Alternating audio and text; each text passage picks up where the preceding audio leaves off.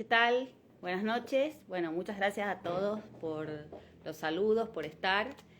También los mensajes re lindos que me han dejado y por el mensaje directo, por el mensaje público. Bueno, como estoy viendo que hay un montón de interés en la televisión y en los diarios, muchísimas notas sobre todo lo que viene de ahora en más con la muerte de la reina Isabel, que murió el jueves pasado, y con los herederos y con las ceremonias y bueno, todos estos trámites que hay para el entierro, que nos parecen tan raros para nosotros, para las personas de Argentina. Bueno, he decidido, como hay tanto interés y hay tantos corresponsales viajando a Inglaterra a contar, transmitir un poco de lo poco que sé del tema y también recomendarles lugares donde pueden aprender más. También algunos me han preguntado libros para leer sobre esta familia y sobre la historia de ellos. Hay un montón de libros interesantes. Lamentablemente no todos están en el español, pero veamos, básicamente, por ejemplo, uno para entender a la familia inglesa es es un clásico. Lytton Strachey es un historiador del grupo de Bloomsbury, del Círculo de Amigos de Virginia Woolf. Y bueno, esta biografía es como muy exacta de la vida de la reina Victoria, que tiene que ver la reina Victoria con toda esta familia. Es la que ha inventado el sistema, básicamente la monarquía estricta, con una moral muy rígida, donde el divorcio no está permitido, donde hay todo un guión para la familia de lo que puede y no puede hacer, el rol constitucional de la reina muy restringido. Recordemos, el rey Carlos y la ex reina Isabel no dictan leyes, ellos las promulgan pero no las hacen, están muy limitados. Bueno, todo ese sistema inglés, el sistema moral, el sistema cultural, todo eso fue fabricado en este momento. O sea, si ustedes leen a la reina Victoria cualquier material que tengan o le preguntan a sus parientes, probablemente si tienen abuelas todavía le van a contar, porque ha ejercido una influencia cultural enorme en Occidente y en Argentina también, aunque a ustedes les parezca que no. Acá este país siempre ha sido súper anglófilo, hasta las Malvinas. Entonces, la clase alta en particular, con lo cual entender a la reina Victoria es importante para entender mucho de lo que va a pasar y lo que está pasando con esta familia, ¿no? Si les interesa el tema del protocolo, la rigidez, por qué son tan estrictos con Harry y con Meghan. Bueno, todo empieza acá, con la reina Victoria. La reina Victoria, entre paréntesis, es tatarabuela de la reina que se ha muerto y del marido de la reina que se ha muerto, porque es tatarabuela de toda la gente, todos los príncipes y todas las princesas de Europa. Todos son parientes. Otro libro súper recomendable, los libros de Hugo Vickers, es un escritor que se dedica a la familia real, muy bueno. También hay otro famoso biógrafo de la familia que es Philip Ziegler, con Z, súper exacto, súper didáctico. Y el libro que les comenté en el video anterior de Philip Id. Philip Id es un historiador alternativo, ha sido periodista sobre todo, pero hasta ahora, cuando están haciendo ahora en Inglaterra notas sobre Felipe y sobre Isabel, todavía lo están consultando. Desde hace 10 años es el referente máximo en la personalidad del príncipe Felipe y eso ha afectado muchísimo la vida de la reina. Así que Philip Id se ha hecho un lugar muy rápido en un sistema muy competitivo de academia como es el inglés. Ahí los académicos se tienen que matar para tener un lugar. Es muy competitivo y no es que tienen una vida súper fácil y tienen un montón de plata y premios, no. Es muy complicado, muy competitivo el sistema de las academias, el sistema de la intelectualidad inglesa, con lo cual Philip Id se ha hecho un lugar muy rápido ahí. Tiene mucha calidad su trabajo. Realmente está muy bueno leerlo. No solo porque si les interesa circunstancialmente el velorio de Isabel, sino por las descripciones de estos personajes, ¿no? Gente que ha vivido guerras, que ha sido bastante abandonada por los padres y sin embargo han tenido existencias muy destacadas, ¿no? Y yo me pregunto si yo hubiera tenido circunstancias tan difíciles, si hubiera logrado algo, ¿no? Toda la gente que ha vivido las dos guerras mundiales realmente después ha hecho cosas increíbles y muy ejemplares para todos. Así que bueno, de nuevo, Reina Victoria, un básico para entender toda esta cultura, todo este ceremonial y toda esta cosa tan estricta. Y las biografías de Felipe, las biografías de Isabel. Hay una biografía de ellos como matrimonio, muy sincera, muy real, contando todo, pero no desde el punto de vista de chisme. No recuerdo el autor, pero se llama Felipe e Isabel, retrato de un matrimonio. Ese también es espectacular. Así que bueno, yendo ahora entonces al punto principal, les voy a contar un poco de detalles del velorio, del funeral, de la familia, quiénes son, quiénes están viendo ustedes en la tele, toda esta gente que aparece, la nieta, el nieto, gente que no está todo el día expuesta. Nosotros conocemos por ahí a los más famosos, hay un montón de integrantes de la familia. Todos son herederos de Isabel, de su parte de fortuna personal, no de las propiedades del Estado. Los castillos, todo eso no son propiedad personal, quedan para toda la vida y no se pueden tocar. Lo que el profit, que el 15% que le toca a la familia real, sí, eso ahora le va a tocar a Carlos. Pero no tienen todo pagado por el Estado. Eso se ha ido regulando progresivamente y, digamos, ellos tienen una situación ahora mucho mejor que hace 50 años, pero tampoco no están, creo que ni entre los 50 más ricos de Inglaterra. Claro que en Inglaterra también viven los millonarios árabes y los millonarios rusos y se los cuentan en el ranking, pero la monarquía no es exactamente de lo más rica. Incluso Carlos ha tenido bastantes desventuras en lo económico con su fortuna personal. No es que la tienen súper clara con el manejo de la plata. Otro tema que les voy a contar rapidito es Harry y Meghan, cómo quedan. Y el tema de la prensa, porque aunque todos creemos que la prensa y el lobby lo inventaron Mussolini o Perón, en realidad los primeros grandes lobistas de la prensa, los primeros grandes operadores de prensa a nivel mundial, fueron los ingleses. Ellos siempre tuvieron un manejo altísimo de la propaganda, la fotografía, todo. Siempre han usado la radio primero que nadie, han usado la televisión primero que nadie. Han sido muy adelantados en cuanto a la estrategia de comunicación. Y incluso hoy está todo muy controlado, qué fotos se muestran y qué se dicen. Ese encuentro que hemos visto el otro día, que han ido los nietos, los hijos de Diana, a ver las flores, todo eso estaba guionado y armado. Y, digamos, había como un protocolo súper estricto y era a propósito para demostrar que no discriminan a Meghan. Bueno, todo eso es un manual de estilo de comunicación que ellos tienen escrito hace 8 millones de años y los respetan a rajatabla. Entonces, también hay un aspecto interesante ahí. No es que ellos se despiertan y dicen qué voy a hacer hoy, qué voy a comunicar. Tienen todo pensado para toda situación, para cuando se muera la reina, para si se muere el heredero, para si el heredero se va con una divorciada, todo. Tienen todo pensado, todo nominado, todo arreglado en capítulos, digamos, y cuando hay un problema descargan ese manual. No improvisan en absoluto, nunca, nunca. Y aun cuando han tenido escándalos muy sonoros, porque no es que son perfectos, siempre se han asesorado con los mejores profesionales y han dado lo mejor. No, la comunicación no es un laboratorio matemático, ¿no? Entonces, de matemática. Entonces, no es que vos haces la receta y funciona. Pero, por ejemplo, con Camila han hecho un trabajo de comunicación impresionante para sacarle la imagen de la bruja que le robó el marido a la heroína que es Lady Di. Así que bueno, todo lo que ustedes ven está todo recontra pensado por 5.000 expertos y estudiado y analizado y las fotos, todo. Y eso desde hace por lo menos, 120 años como mínimo. Así que bueno, eso es un detallito de color. Voy ya al grano, así no los hago perder tiempo y por supuesto no se pierdan el programa de Pañi, que es mucho más importante que este video. Bueno, el dato número 1 del velorio. ¿Por qué está el cuerpo hace tanto tiempo dando vueltas y no le entierran como hacemos en Argentina? En Argentina se muere una persona y al día siguiente vamos al cementerio, lloramos, después vamos a una misa y la enterramos. ¿Por qué tanta demora? Aunque no tenga poder efectivo, la reina de Inglaterra es jefe de Estado. Es como presidente. No tiene poder, pero es un presidente. Eso implica que tienen que invitar a todas las cabezas de gobierno del mundo. Y en algunos casos, por ahí el vicepresidente.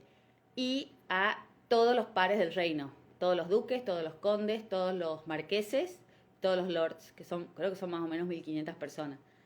Y a los parientes de ella. Algunos coinciden y son jefes de Estado también, y otros son jefes de Estado destronados, pero son monarcas y los tienen que invitar. Y a los primos de ella, a los primos de él.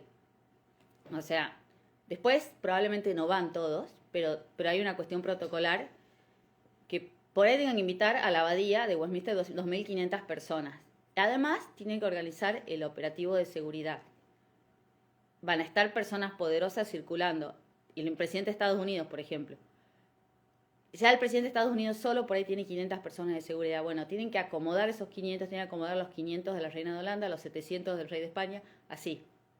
Entonces tienen invitados de alto perfil, complicados, sujetos a atentados, todos los equipos de seguridad de esas personas, toda la parentela de la reina que es gigantesca y también es objetivo posible de un atentado de un país, de esos países que le gusta hacer atentados. Bueno, después están los londinenses, que no se pierden nunca. O sea, el entierro anterior de Jorge VI en 1952 se colapsó Londres y no había radio, no había internet. Sí, había radio, pero no había internet, la gente no se enteraba tanto y se colapsó todo. Va a ser muchísimo, va a ser como los Juegos Olímpicos. Entonces, tienen que organizar un operativo de seguridad de transporte para contener a toda esa gente, que la gente pueda ver el cuerpo de la procesión pasar, pero a la vez que no se desmadre. Y además tienen que dibujar el recorrido. Por supuesto, el recorrido es bastante básico. Va de Windsor, después toma el Mall, que es como la avenida del Palacio de Buckingham, y va a parar a la City londinense, a Westminster. Pero todo eso lo tienen que diseñar, tienen que prever los semáforos, los cortes de calle. Bueno, tienen gente VIP, parentela, sabemos cómo es la parentela en los velorios, que se pone intensa. Mucha ciudadanía queriendo saludar a la reina. O sea, toda Inglaterra, cuando nacido la reina ya estaba. Imagínense lo que significa eso simbólicamente. O sea, lo que ha sido el entierro de Maradona, imagínenselo por 10, por lo menos. Gente que lo va a ver como un espectáculo turístico de otros países y organizar el transporte, los cortes de calle y la movilización. Y en Londres no es como acá, que un día vengo yo, corto la calle, le corto la arruino la vida a todo el mundo, pongo una bandera de Eva y Perón y está todo bien. No, o sea, está todo muy reglado. Y no es que la reina, porque es la reina, puede cortar la calle. Tienen que pedir permiso también. Hay un montón de operativos de seguridad involucrados también, semáforos, entonces los subtes, el transporte público, los aviones, cuando, por ejemplo, probablemente tienen que restringir el tránsito aéreo en algún momento. Bueno, toda esa bolsa de problemas hace que el entierro sea recién a los 10 días aproximadamente. Organizar la logística. Tradicionalmente, el entierro del rey siempre era así. O sea, todos los entierros de los reyes han sido así, pero si ustedes ven los entierros de Gianni Versace y otras personas que han muerto así un poco trágicamente, nos hemos enterado por las noticias, se han tomado por ahí hasta un mes para hacer el funeral. Es como, aparentemente es como una tradición más del estilo europeo, ¿no? Esperan un tiempo para la ceremonia. Y en este caso además hay razones logísticas. Ahora, ¿por qué estaba en Escocia? La Escocia era la casa de vacaciones de la familia desde esta señora en adelante, hace 150 años. Ellos pasaban agosto, septiembre, octubre en Escocia siempre. A la reina le dijeron que no vaya a Escocia porque estaba muy débil. Ella dijo, no importa, voy igual. Ella se trasladaba a Escocia en un tren especial, un tren que podemos tomar cualquiera de nosotros, de la misma compañía del Orient Express. Ella se fue y pienso que probablemente ella se imaginaba su final y quería morir en esa casa donde ella había sido tan feliz. Se muere ahí, es un pueblito donde está la casa de vacaciones de ella, no hay ninguna estructura, es en las montañas altas de Escocia, no hay, la ruta es de este tamaño, es impecable, pero es así. Es como que te mueras en Humahuaca, una cosa así. Entonces, no había demasiada comodidad ahí para hacer una guardia o un velatorio previo al traslado a Londres. Entonces, tenían que tenerla un tiempo antes de llevarla a Londres. ¿Por qué? Porque, bueno, primero hay que organizarlo de Londres. Si llevas el cadáver a Londres, la gente lo va a querer ir a ver y presentar su respeto. Entonces es más conveniente mantenerlo en otro lado. Hay montones de localidades, por supuesto, pero también hay otra realidad. Escocia e Inglaterra son una unión, se llama la Unión Jack, y la dinastía esta reinante en realidad es de origen escocés. Y Escocia tiene muchos ahora temas de independencia, digamos, tienen bastantes problemas de independencia, de hecho ya, bueno, tienen su parlamento independiente ya. Entonces hay una jugada política también en dejar el féretro en Escocia, en el Palacio de Escocia, en el Palacio de la Reina, que es donde se fundó el Reino de Escocia, la casa de María Estuardo, que es una heroína famosa de la historia escocesa, bueno, ancestra de la reina. Bueno, ella está ahora en la iglesia, al lado del palacio, en el centro de Edimburgo, en el lugar más lindo de Edimburgo, en el medio de los jardines, un lugar muy espectacular para visitar. Ella está ahí como también un tributo al pueblo escocés. Ella también, por otro lado, además de que Escocia tiene algunos asuntos de independencia, ella es hija de una escocesa con un castillo famosísimo que es Glamis, que es el castillo que usó Shakespeare para inspirarse a escribir Macbeth. Macbeth pasa en el castillo de Glamis. El castillo de Glamis es de la familia de la madre de la reina muerta. Entonces ella también tenía familia escocesa, estaba muy ligada a Escocia, y Escocia está con muchos temas de querer separarse. Entonces cerraba por todos lados hacer un velatorio ahí, en el palacio, al lado del palacio, en la catedral, en el medio de la parte medieval de Edimburgo, y previo al viaje probablemente en tren, a Londres. A Londres, en Londres cuando se traslada, bueno, primero en el recorrido probablemente haya algún tipo de aviso o algo para que la gente le pueda prestar homenaje a la gente que no puede viajar al entierro porque es un lunes. Todo ese recorrido seguramente va a haber gente con flores, todo eso ya ha pasado en otras ocasiones con otros entierros. Si mal no recuerdo, cuando a Diana la han trasladado a su destino final, la familia de Diana no ha querido que la entierren con la familia, la han enterrado en su casa particular, otro castillo, porque Diana era noble. Todo el recorrido la gente ha ido acompañando. Bueno, probablemente haya gente esperando todo el recorrido del tren real, tirando flores o banderas, lo que sea, porque la reina es como una bandera, era como un símbolo, era como una escarapela, digamos. O sea, no es que eran monárquicos, no son monárquicos particularmente, sino que eran fan de ellas. Hasta los Rolling Stones, digamos, dicen que ella ha sido una persona muy importante. Es muy simbólica. Y no son monárquicos, digo, porque hay que ver si tienen el mismo fanatismo por el príncipe Carlos. Yo creo que no. Bueno, cuando se desplace el féretro, yo supongo que va a ser cerca del fin de semana, van a ir ¿a dónde? A Westminster. ¿Por qué Westminster? Westminster es la iglesia más antigua. Ahí se coronan los reyes de Inglaterra desde tiempos inmemoriales. Londres ha sido la capital de Inglaterra prácticamente desde Roma, pero no siempre ha sido el centro de la política. No todo el centro de la actividad ha sido en Londres o en Westminster, pero en general sí. Westminster es el centro de todo, está al lado del Palacio Legislativo, está en el medio está en la Torre de Londres. Bueno, tiene toda una simbología el lugar que se respeta mucho. Y aun cuando la catedral tiene un montón de incomodidades para hacer un acto público, es como complicado, bueno, es la tradición. Y además en Westminster está el trono de San Eduardo, que es el primer rey documentado de Inglaterra como Inglaterra, ¿no? O sea, obviamente después está la etapa anterior, que se puede ver en la serie The Last Kingdom, pero Inglaterra es San Eduardo. El trono de San Eduardo está ahí en el medio de Westminster, no lo tocan, no lo cambian de lugar, y hay una serie de óleos que usan para ungir a cada rey, guardados ahí de hace 1800 millones de años, y que tienen también una procedencia especial. Entonces, bueno, toda esa simbología de todo está ahí en Westminster, que es donde se ha coronado la reina y donde la van a enterrar, donde enterró su papá, donde enterró a su abuelo, a su bisabuelo y a su bisabuela. Ese lugar se usa por lo menos desde el entierro de la reina Victoria en 1901. La reina Victoria era la tatarabuela de la reina.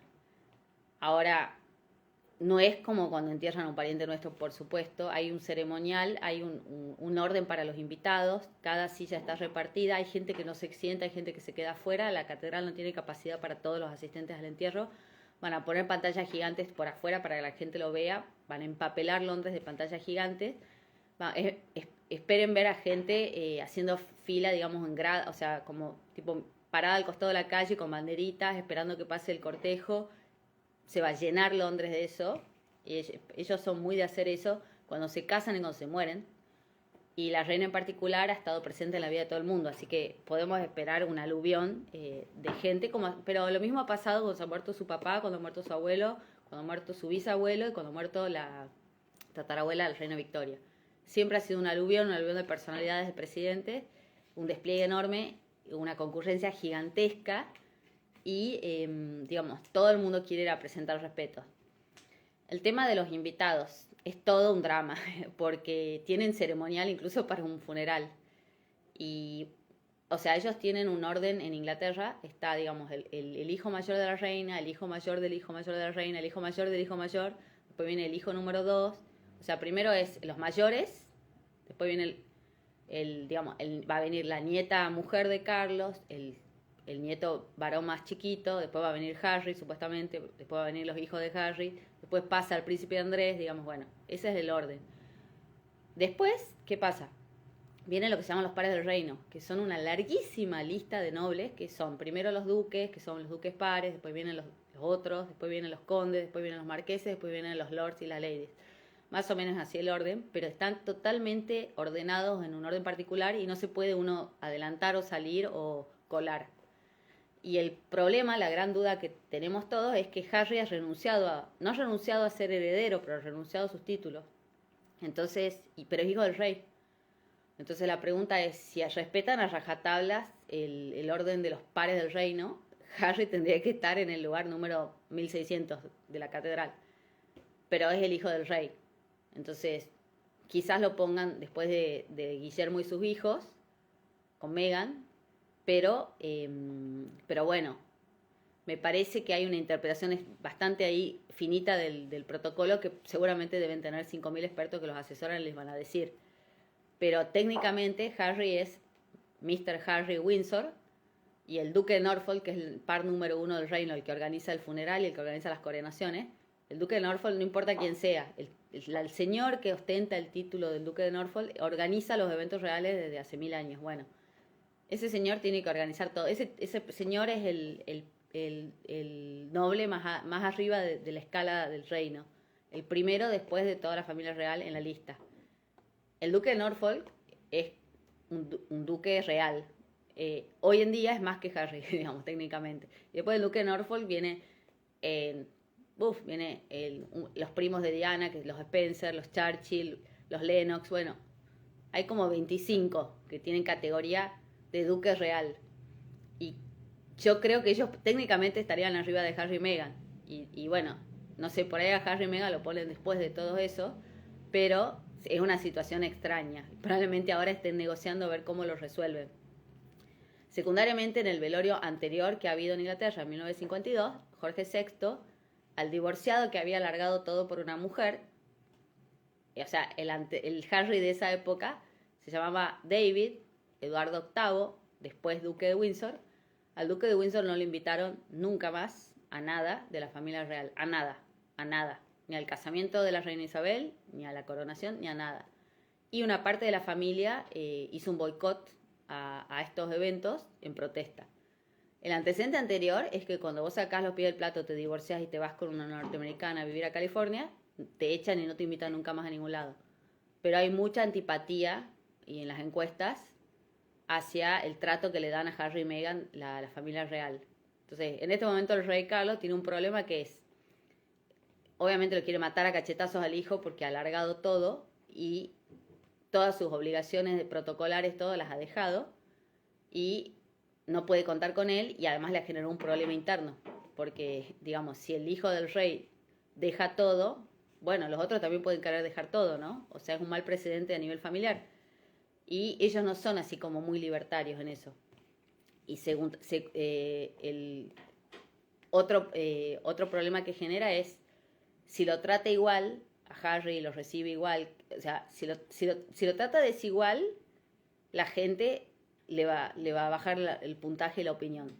Si lo trata igual, los que se quedan ahí dentro del plato y cumplen todas las reglas y tienen acá respirándole la nuca a un cortesano, viendo qué hacen, le van a decir, che, majestad, para que yo cumpla las reglas, si este salta al cerco, se va a vivir a donde quiere y no rinde cuenta, y se junta con los de Hollywood, y vos lo recibís como el hijo pródigo, matás el carnero engordado y le pones un anillo del dedo.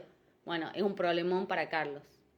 Carlos no está muy feliz con lo que han hecho Harry y Meghan, y a él mismo, digamos, no lo han dejado casarse con la mujer que quería, entonces yo creo que quizás tiene sus sentimientos divididos, ¿no? Y tal vez tenga ganas de sancionarlo, pero bueno, ahí se fijan mucho en las encuestas de la opinión pública y hacen cambios. Cuando baja mucho la popularidad de la corona, hacen cambios inmediatamente, contratan agencias de imagen y cambian todo. Les ha pasado con Diana, les ha pasado en el 92 cuando se han separado Carlos y Andrés, en el 97 cuando se ha muerto Diana, cuando se ha incendiado el castillo de Windsor. Siempre que han tenido una crisis de popularidad, inmediatamente han cambiado todo. Incluso la reina ha sido capaz de echar del ejército y quitarle todos los privilegios a su hijo favorito, que es el príncipe Andrés, cuando se comprobó que estaba involucrado en un escándalo sexual. Ellos no tienen posibilidad de esquivarse a la mala opinión pública, como por ahí le pasa a otros líderes del mundo. Cuando les baja la popularidad, enseguida toman medidas y cambian en el aire y hacen lo que tienen que hacer, incluso cosas que no harían normalmente, para no perder el favor del público. Son muy conscientes de que son los pocos que quedan y que, digamos, a la primera de cambio los tiran por la borda del barco. Entonces son en eso, son muy sensibles a los cambios en la opinión pública. Así que bueno, ahí está el tema de Carlos. Bueno, Harry y Meghan ya tocamos, el velorio, el funeral. El funeral, acuérdense, de Westminster. En Westminster probablemente una noche tenga una vigilia, que se llama la Vigilia de los Príncipes, que se quedan durante un determinado tiempo los príncipes varones de la familia. ¿Quiénes son? Si se queda solamente los parientes, los descendientes de la reina van a ser Carlos, Andrés, que está despojado de todos sus títulos, pero sigue siendo el hijo. Carlos, Andrés, Eduardo es el hijo más chico, el que se porta más o menos bien, y quizás sea el marido de Ana, que es un capitán, un militar. Ahí tenés 4. Después están los nietos, que son el hijo varón de Ana, que se llama Peter, que no tiene título porque Ana no quería que los hijos de ella tengan título. Peter, William, creeríamos que Harry lo dejarían por una cuestión de humanidad, veremos. Después Andrés tiene hijas mujeres, y viene el hijo del más chico, Eduardo, que es medio chiquito, no sabemos si lo van a dejar ir a eso, pero podría ser que sí. Eso es si solo van los descendientes. Esos tendrían que vigilar, hacer una vigilia con el féretro. Si incluimos al resto de la familia, y ahí vienen un montón de personas que trabajan con esta gente y que representan a la reina en montones de eventos, ella todavía le quedan bastantes primos vivos. Todos nietos del rey Jorge V de Inglaterra. Tiene por el lado de su tía, la princesa María, le queda un primo que tiene un cargo así honorífico en universidades, que el apellido de ellos es Lascelles. Le queda un primo ahí varón, después tiene los descendientes del hermano siguiente, su tío que se fue con Wally Simpson, no tuvo hijos, después le quedan los hijos de Jorge de Kent, que se murió muy joven, ahí tiene 3, está el varones, el príncipe Eduardo y el príncipe Michael de Kent, son los primos hermanos de la reina, están perfectos de salud, las representan en muchos lugares, son mayores, son muy mayores, pero sí la ayudan. Bueno, esos deberían estar en la vigilia de los príncipes y los incluyen. Hay una mujer ahí que es la princesa Alejandra, que es la mejor amiga de la reina, pero bueno, es mujer, obviamente no la van a poner en la vigilia. Después viene el otro tío que se llama Ricardo, que son los Gloucester. Ahí le queda otro primo, y después, bueno, el último tío que se llama el príncipe John, era un poco discapacitado, lo tienen escondido en una casa, nunca lo han mostrado, obviamente se ha muerto a los 20 años porque tenía un problema de salud grave y no tuvo hijos, nada, porque literal lo tenían escondido en una casa y no lo mostraban al público. Pobre chico, se crió absolutamente solo porque tenía problemas de salud bastante severos. Ese es un tío de la reina, el príncipe John.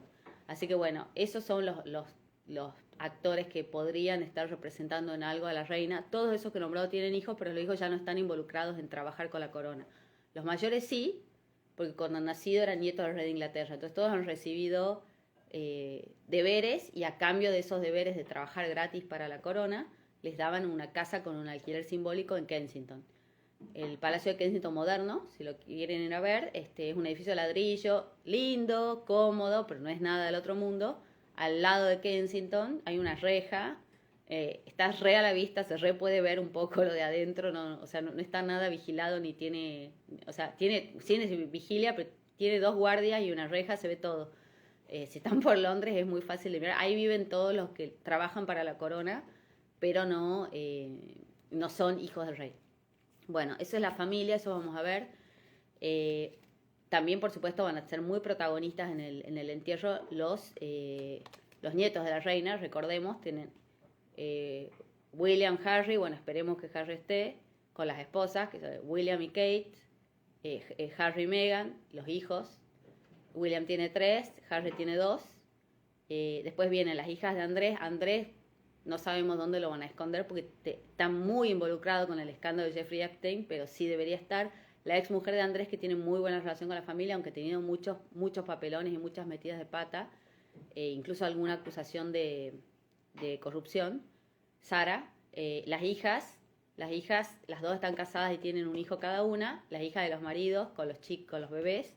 Después viene, los hijos de Ana, que tienen, la hija Ana no ha querido que los hijos tengan ni título ni nada, o sea, no tienen ningún título, pero sí van a estar en la ceremonia bien ubicados, porque son nietos de la reina y pues son hijos de la hija mayor, de la hija segunda de la reina.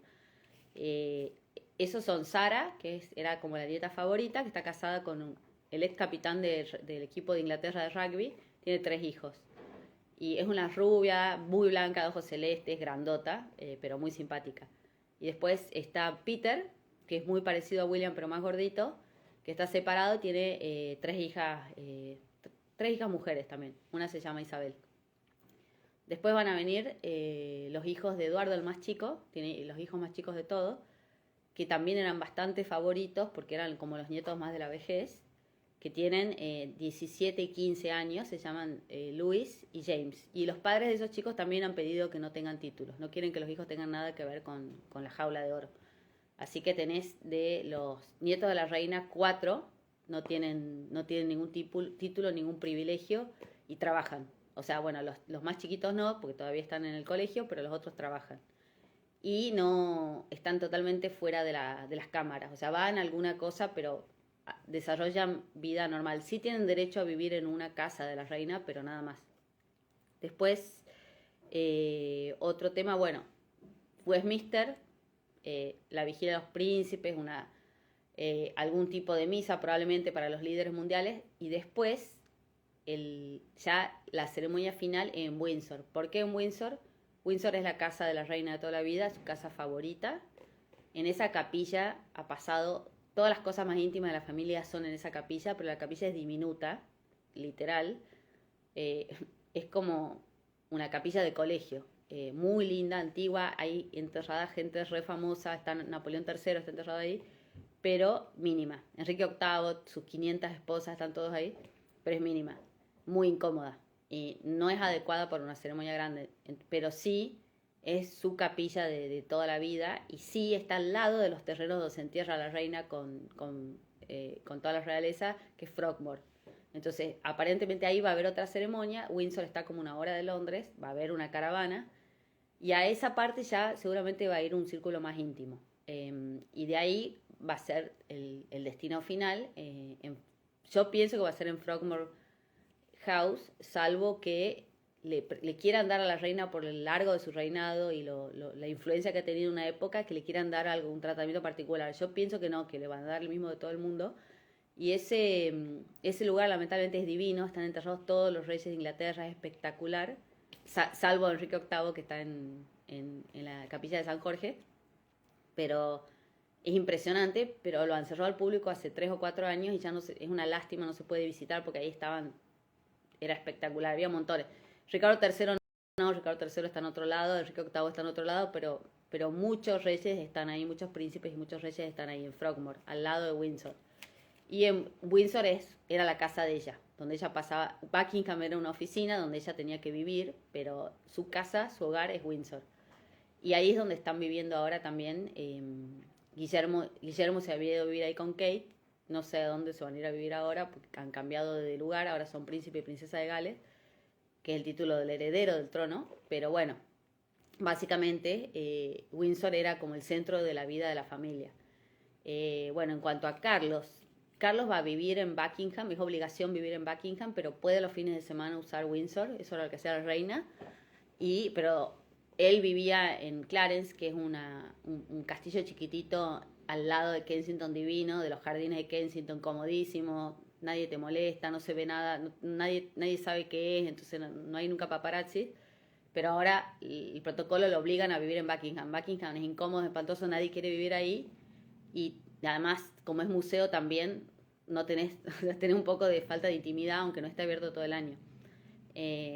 Pero bueno, ellos se van a ir a vivir a Buckingham obligatoriamente, van a tener que dejar Clarence, y como Carlos era príncipe de Gales, probablemente le tengan que dejar Clarence a Guillermo, no se sabe. Guillermo ya han puesto como en la cuenta de Instagram como dirección Kensington, pero Kensington es chiquito. Y el príncipe de Gales viene con un montón de gente adosada, de secretarios y cosas, que salvo que hagan una reestructuración muy grande de personal, que no vendría mal, porque Carlos no es tan popular, está como ahí peleado a dónde van a ir a vivir. Clarence es donde vivió la reina de recién casada y donde vivió la reina madre después. Pero bueno, hipotéticamente debería vivir Guillermo y Kate ahí. Ahora, ¿cuál es el problema? Guillermo y Kate se acaban de mudar, se mudaron el 1 de septiembre a Windsor y se habían mudado a pedido de ellos a una casa sin cuartos para la servidumbre. ¿No? O sea, no tienen cuarto para guardaespaldas, para mucama, para nada. Era una casita mínima elegida por ellos, donde solo entraban ellos y todo el personal tenía que ir por el día y volver. Era su primera casa con intimidad en su historia de matrimonio. Y se murió la reina y ahora se tienen que ir a vivir ahí al gallinero con todos. Así que, pobre Guillermo y Kate, la verdad, serán ricos y todo, pero su pequeño intento de tener una casa normal abortó a los 2 días. Bueno, último tema y los dejo porque seguramente quieren comer y ir a ver a Carlos Pañi. El tema de la prensa que les comentaba. La familia real inglesa son unos maestros del manejo del discurso, de la propaganda. Desde 1900, por ejemplo, la reina Victoria se sacaba fotos con los hijos, se sacaba fotos con los nietos, se sacaba fotos a caballo, disfrazada de esto, disfrazada del otro. O sea, hay millones de fotos de la reina Victoria haciendo actos, digamos, de proselitismo monárquico. Y ella un poco inventa esto de que había que sacarse fotos y repartirlas en los diarios. En esa época recuerdo que no había televisión, era complicada la comunicación por telégrafo. Bueno, las cartas demoraban meses, venían en barco, entonces la reina Victoria, ¿qué hacía? Se sacaba fotos con su familia gigante, con sus nietas, que eran todas lindas, y sus nietos y sus bisnietos, y una parentela de 200 personas, y las repartía a los diarios, y eran como las estrellas de la época, las hit girls de la época. No había TikTok. Bueno, las tiktokeras de la época eran las hijas, las nietas de la reina Victoria y los hijos y los nietos de la reina Victoria. Y se hacía un intenso trabajo de propaganda. Cada aniversario de reina se hacía un festejo, se hacía un arco, una procesión. Cada vez que se casaba una nieta hacía mucha alaraca. Cada vez que nació un nieto, bueno, el primer aparato de prensa eficiente de un gobierno probablemente sea el de ella. Después viene su hijo, Eduardo VII, que tenía fama de playboy, era como el hombre más huemoso y más divertido de Pall Mall en Londres. Y cuando asume de rey se pone sorprendentemente serio. Y también empieza a trabajar el tema del contacto con el público, porque se daba cuenta que las monarquías estaban cayendo, asume en 1902 hasta 1910. Se da cuenta que las monarquías venían en baja y se da cuenta que había que salir y besar niños y estrechar manos. Y él empieza a hacer eso con la mujer, la reina Alejandra. La reina Alejandra era una princesa de Dinamarca, de la misma familia que Felipe, el marido de la reina. Muy mona, muy inteligente, muy divertida, andaba a caballo bárbaro, bailaba bárbaro, era monísima y además organizaba hospitales. O sea, era como una Evita, pero de la aristocracia. Y la reina Alejandra lo ayuda, desarrolla una red de caridad impresionante y Eduardo se dedica mucho a salir a besar niños y a estrechar manos y dar palmaditas como caudillo peronista, pero con buenos modales, por toda Inglaterra. Y empieza así este trabajo de salir a patear la calle y a ganar los electores. Después viene Jorge V. Para cuando Jorge V viene, al poco tiempo sale la Primera Guerra Mundial y la mitad de los primos, que eran reyes de toda Europa, caen todos. Algunos los asesinan, otros los echan, otros se mueren pobres. Es una masacre de monarquías. Y incluso muchos le piden asilo a Jorge y Jorge los rechaza. No los quiere asilar en Inglaterra porque tenía miedo de asociarse con un montón de reyes que tenían mala reputación. ¿Y qué hace Jorge? Jorge había radio y Jorge dice, hay que aprender a usar este aparato del demonio para llegarle a la gente. Dice, Qué lástima, antes, para ser un príncipe como la gente, bastaba con andar a caballo bien y saber estar en uniforme y tener buena planta con uniforme. Ahora tenemos que saber hablar en público, saber hacer discursos, salir bien en radio, saber encantar a las audiencias, pero bueno, hay que hacerlo. Y Jorge empieza un trabajo de rebranding de la familia con la mujer, la princesa, la reina María. Ellos asumen en 1910 hasta 1936. Jorge toma la posta, continúa el tema de salir a estrechar manos y besar niños, como caudillo del conurbano, pero le agrega la parte de la transmisión de discursos de radio por la BBC. Y hace transmisiones, broadcast de radio todo el tiempo, contando sus actos de gobierno, sus decisiones, sus acciones, cuando declaran la guerra, todo. Y la gente se juntaba en las casas para escuchar los discursos de Jorge V. Era buen orador, era canchero, era vivo, se da cuenta que había que reformatear la monarquía. Le cambia el apellido a la familia, que era alemán por donde se vea, ¿no? Era indisimulable lo alemán que era. Le cambia el apellido a la familia, inventa un apellido, obliga a todo el mundo a cambiarse el apellido, a todos los primos que tenían apellidos alemanes espantosos, les obliga a cambiar el apellido a todos, les obliga a renunciar a los títulos alemanes, a todos los primos alemanes que no quieren, que vivían en Inglaterra y que no quieren dejar la procedencia alemana, los eyecta de la familia real, le niega al zar Nicolás II asilo en Inglaterra, porque en Inglaterra el socialismo ya era fuerte y el zar Nicolás II tenía una fama espantosa. Entonces le niega el asilo, salva a muchos primos, sí, de ser fusilados, pero a Nicolás II le niega el asilo y hasta hoy la familia de Nicolás II le pasa factura por eso. Pero bueno, él tenía que cuidar la institución, eso es lo que dice. Moderniza la gestión de la monarquía y después deroga, había como una especie de ley tácita de que todos se tenían que casar con príncipes, todos los hijos del rey. Él deroga esa ley y indirectamente trata de que los hijos se casen con ingleses. Le funciona con la mayoría, le funciona con la princesa María, con el príncipe Ricardo y con el padre de Isabel, que se casa con una escocesa. Uno solo, que era Jorge, que era como el hijo parrandero, se casa con una princesa griega, tía de Felipe, pero en general todos se casan con ingleses y ahí se pone de moda que no se van a casar más con príncipes, sino se casan con ingleses. Entonces Jorge anglicaniza a la familia de nuevo y le da una pátina de austeridad y le saca todo el boato y todo lo que tenían las monarquías antes. Después de Jorge V, bueno, asume Eduardo VII, que era Eduardo VIII, que era un parrandero, andaba con Wallis Simpson, que era divorciada, que era un escándalo para ellos, gastador, bisexual, que era un escándalo para la época, y Wallis además era amante del embajador de Hitler en Londres y de Eduardo al mismo tiempo. Era un escándalo. Entonces, se dice que Jorge V dijo antes de morirse, ojalá que este no tenga hijos, así lo herede el otro hijo porque es impresentable. Bueno, le cumplió el deseo, no solamente no tuvo hijos, sino que renunció al trono y se fue a vivir con Wallis Simpson a Francia y nunca más volvió. Volvió circunstancialmente, pero enseguida le hicieron notar muy simpáticamente a la familia de que no era bienvenido y se fue a Francia de nuevo. No lo invitaron nunca más a los entierros ni a las coronaciones de nada. Vino cuando se murió la madre un poquito y se tuvo que volver porque toda la familia le ladró. Ese era el famoso Eduardo. Pero bueno, después vino Jorge y Jorge VI continuó con la tradición de empezar a explicar, a dar notas en los diarios, a hacer discursos de radio. Era tartamudo, así que tuvo que contratar un especialista en lenguaje y curarse la tartamudez a las trompadas con terapias de todo tipo, porque era tartamudo, porque le habían hecho mucho bullying de chiquito y tenía muchísimas dificultades para hablar. Y bueno, se cura un poco la tartamudez y da discursos siguiendo la tradición de su padre y le pasa la tradición a la hija. Y el marido de Isabel incorpora la televisión y hace transmitir la coronación y hace el tema de hacer un documental sobre la familia y empiezan a hacer el tema de las fotos. Y la madre de Isabel ya había empezado con el tema de hacer fotos, ya no las fotos de siempre, digamos, uno con la raya al medio del moño de los chicos, no. La madre, siendo reina, se da cuenta que había que empezar a vender una cosa más de revista, tipo revista Hola.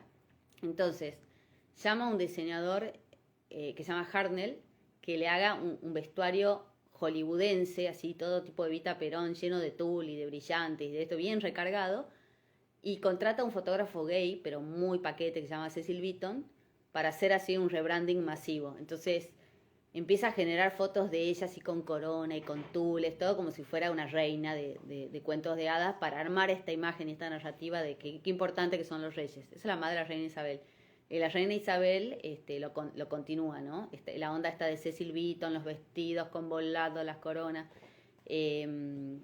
Era muy parte de esa narrativa. Y la reina Isabel continúa eso y después le incorpora otros ingredientes, su propio estilo con la moda, otro estilo también de fotografía, pero digamos que desde Jorge VI, por ejemplo, ya tener un fotógrafo fashion en la familia se vuelve una cosa infaltable, y desde entonces ellos contratan a los mejores fotógrafos para cualquier cosa que hacen, o sea, pero no contratan a un fotógrafo común de eventos, contratan a Mario Testino para hacer la foto, o a, bueno, en su momento, Baru Naón era el amigo de Felipe, un playboy muy famoso, pero muy buen fotógrafo.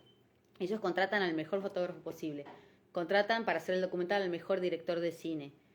Siempre lo mejor de lo mejor. Y cuando tienen crisis de imagen fuertes, como fue en su momento la crisis de la muerte de Diana, contrataron a la mejor agencia de relaciones públicas del mundo para asesorarlo.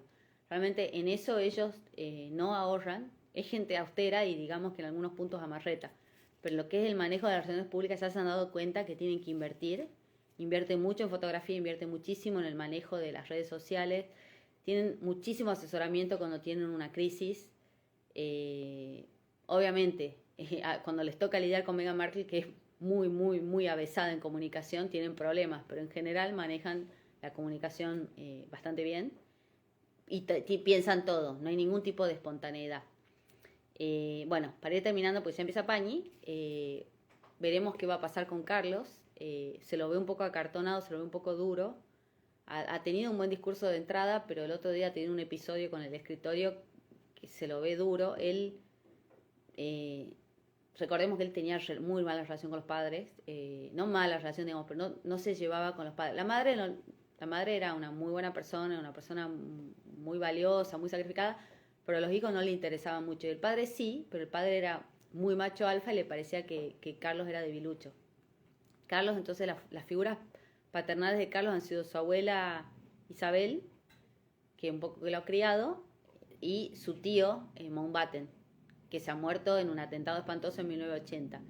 Y ahí es como que Carlos queda huérfano de padre y bueno, ahí más o menos en esa época él ya estaba enamorado de Camila, pero lo que se observa en general es que él en Camila busca un poco la madre que nunca ha tenido, el afecto y la contención que no ha tenido por la modalidad particular de la reina, que no era una persona muy afectuosa con los chicos, con ninguno. Nunca fue. Una de sus amigas una vez dijo famosamente que ella era mucho mejor con los perros que con los chicos. Pero no era mala, sino que no era demostrativa. Y Carlos era un chico hipersensible. Y ella viajó mucho en la infancia de Carlos y él, cuando aprendió a caminar, estaba solo. Cuando dijo mamá, su primera palabra no fue mamá, sino fue nani. Bueno, era un chico que se había criado un poco a la buena de Dios al principio. Y bueno, su mamá era su abuela, pero era una madre grande. Y su papá era Mountbatten, que se muere cuando él tenía 30 y pico de años. Y después, medio consolándolo por eso, aparece Diana. Y él estaba un poco perdido. Y hay una escena famosa de Crown donde que es verdad que Mountbatten le habría dicho, ya es hora que sentes cabeza, no seas atolondrado. Esta chica Spencer es muy potable y se muere. Le hacen un atentado de ira y se muere.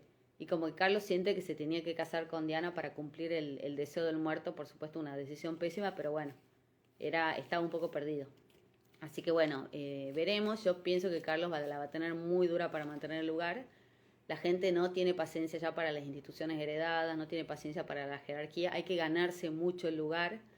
En España están teniendo muchos problemas de popularidad.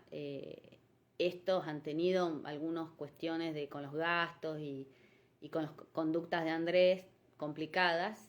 Carlos va a tener que hacer algo muy novedoso, muy austero, muy moderno, muy ecológico, muy, muy atento a la diversidad racial y sexual. Y va a tener que sacar, pienso yo, mucho boato y mucho cartón, y mucho de estos duques, los pares del reino, los condes, va a tener que esconder un poco eso, va a achicarlo, si pienso yo que si quiere sobrevivir, va a tener que modernizar mucho porque A la madre la adoraban porque estaba ahí hace 70 años y porque se había aguantado las dos guerras y se había aguantado la escasez de azúcar como todo el mundo. Pero él ya no es de esa época y la gente que lo tiene que apoyar ya no es de esa época, ya no es de la guerra. Entonces, bueno, él se tiene que ganar el trabajo día por día. Capaz que nos sorprende. Yo lo he visto un poco duro y bastante mala onda con el episodio del escritorio, pero bueno, por ahí está nervioso, no es fácil. Toda la vida él lo han tenido en el segundo lugar y no lo han dejado tocar un papel. Bueno, de golpe ahora tiene toda la responsabilidad encima. Pero bueno, ya veremos en estos días cómo se desarrolla la novela. Muchas gracias. Ah, y perdón, una corrección voy a hacer un error histórico terrible que he hecho en el video de Felipe. La monarquía de Grecia, cuando Grecia se separa del Imperio Otomano, es en 1830. Pero el abuelo de Felipe llega al gobierno recién en 1860. Yo había dicho 1870, pésimo error. En realidad eso es la fecha de otro país que se separó del Imperio Otomano. Pero Grecia se separó en 1830 y de hecho los ingleses tuvieron muchísimo que ver, entre ellos Lord Byron. Era la moda en la época, como en alguna época era moda acá ir a la guerrilla. La moda en la época de la clase alta inglesa era pelear por la independencia de Grecia y Lord Byron fue a Grecia. Y además de pelear por la independencia se levantó un montón de mujeres, pero bueno, esa es otra historia. 1830 empezó la independencia de Grecia del Imperio Otomano y en 1860 fue el abuelo de Felipe.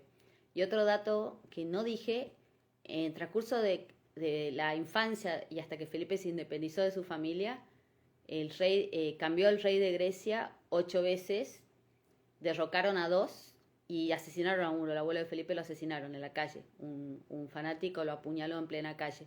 Él andaba sin guardaespaldas y lo mataron. Así que ahí, en ese contexto, había nacido Felipe. Bueno, muchas gracias, buenas noches y espero que les haya servido.